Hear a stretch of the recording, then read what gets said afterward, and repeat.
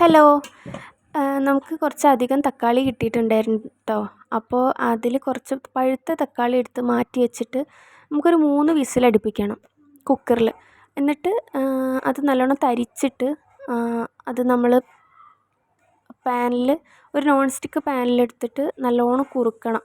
അപ്പോൾ അതിലേക്ക് മുളക് പൊടി, ഉപ്പ്, പഞ്ചസാര, പിന്നെ പട്ട, ഗ്രാമ്പു അതും ചേർത്തിട്ട് നന്നായിട്ട് ഇളക്കണം.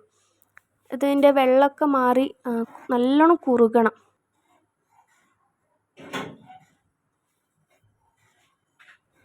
പിന്നെ അതിലേക്ക് വിനാഗിരി ഒഴിക്കണം.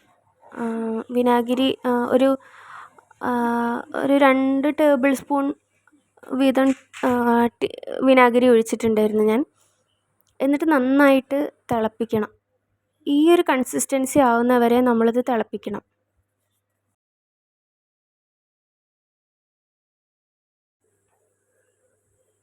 ഇത് ഒന്ന് ചൂടാറി കഴിഞ്ഞാൽ നമുക്കൊരു ബോട്ടിലേക്ക് എടുത്ത് മാറ്റി വയ്ക്കാം.